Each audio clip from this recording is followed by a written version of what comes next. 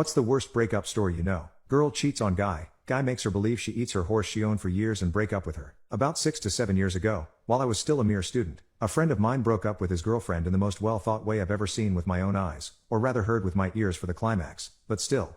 They met each other during high school and got together a year before this story, and they were a really nice couple for a long time. He, let's call him John, was the kind of guy who was fairly handsome, a good student, and on top of that one of the nicest person in our class. She, Jane, I'm so inspired, was objectively beautiful, long brown hair, nice silhouette from horse riding almost her entire life. She even had her own horse that she got as a pony colt in Philly years ago. She was pretty nice if you were her friend, even if she could be a little whiny from time to time, but she was way worse with those she didn't saw as friends, so almost half of the class, that was comically almost divided in two even physically by how we sat in the classroom.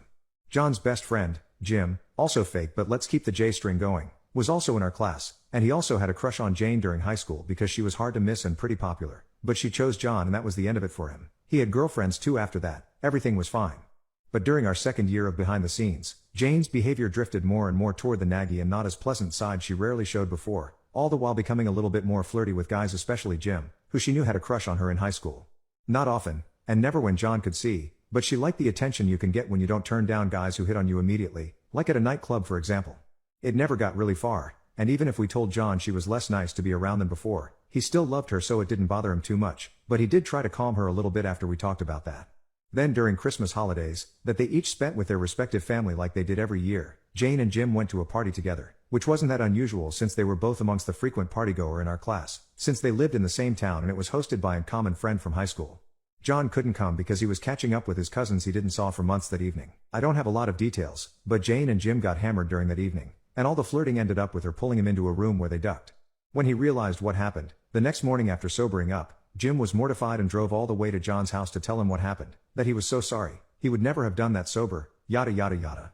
He even told John to hit him if he wanted to, and he wouldn't fight back, because even if John wasn't a slob, Jim was almost a head taller than him, and really strong too. Fortunately their friendship went back to elementary school, and John knew he was telling the truth, especially since he was a little bit more careful with how Jane acted after some of us talked about her, and he saw that she could get a bit too flirty with him. It did took some time for him to get over it, but they are still friends to this day, as far as I know. New Year's Eve was the next time he saw Jane and he asked her about what happened at that party, but she freaked out and asked him how he could believe she would do something behind his back, and she wasn't a horn. That Jim drooled over her since high school, and he tried to take advantage of her while she was drunk but only got a kiss. Not even with a moment of hesitation. He acted like he believed her and apologized, spent a nice evening and started plotting his revenge. They started dating at the end of last January, so their anniversary was coming up and this is when he would do it. He had a key to her apartment so while she was out all afternoon preparing for the evening, he really made the place look fantastic.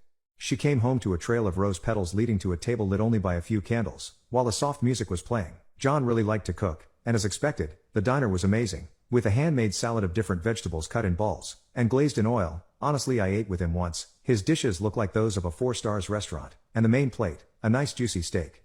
After a few bites, he asked her how it was, and when she told him she loved it, he said, "See, I told you would love Epona, the name of a horse, even in your plate." She wasn't a vegetarian, but she took the "I like horses" as family, not as meal sentence literally with her horse. She dropped her fork and became white as a ghost, before springing to her feet, running for the bathroom while frantically screaming incoherent noises since she was already beginning to vomit the meat she just ate. Sadly for her, he had duct-tapped the lid of the toilet shut, and put the braid Jane used to tie an Epona mane on the seat. She just broke down crying, curled up on the floor where the barf was slowly dripping from the seat, repeating, "Epona, you bastard, my poor Epona." He calmly finished his horse steak, then picked up his things, told her he knew she cheated since the day after it happened, that they were breaking an happy anniversary.